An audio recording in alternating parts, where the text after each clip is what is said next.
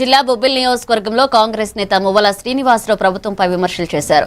ఎన్నికల ముందు ఇచ్చిన నిరుద్యోగ భృతి, ఉద్యోగాల కల్పన, మహిళలకు నెలకు 1500 వంటి హామీలు 22 నెలలు గడిచిన అమలు కాలేదని ప్రశ్నించారు. వెంటనే ఈ పథకాలను అమలు చేసి బకాయిలతో కలిపి ఇవ్వాలని డిమాండ్ చేశారు. నమస్కారం. ఈరోజు చంద్రబాబు నాయుడు గారు మరి అధికారంలోకి రావడానికి, ఆ కుర్చీని మీద కూర్చోవడానికి మరి అనేక రకాలైనటువంటి ప్రయత్నాలు చేశారు. అందులో ముఖ్యమైనవి మరి నరేంద్ర మోడీ గారికి ఆయనకి కొంతకాలం దూరంగా ఉన్నప్పటికీ కూడా, భేదాభిప్రాయాలు ఉన్నప్పటికీ కూడా మళ్ళీ ఆయన పంచన చేరి ఈ అధికారం కోసం ఆయనతో కలిసి పనిచేయడం జరిగింది.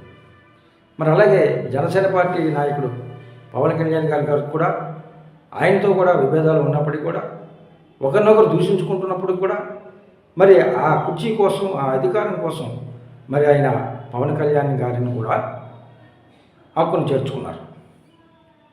ఓకే, బాగానే ఉంది. మరి అధికారంలోకి వచ్చారు. వచ్చేటప్పుడు ఏం చెప్పారు? సూపర్ 6 అనే గొప్ప పథకాలను ప్రవేశపెట్టి మేము అధికారంలోకి వస్తే ఇవన్నీ అమలు చేస్తామని చెప్పడం జరిగింది. వచ్చి ఇప్పుడు దాదాపు 22 నెలలు అవుతుంది కదా. మరి ఇప్పటి వరకు ఈ సూపర్ 6లో ఉన్న పథకాలను ఎందుకు పూర్తి స్థాయిలో అమలు చేయలేదని చెప్పి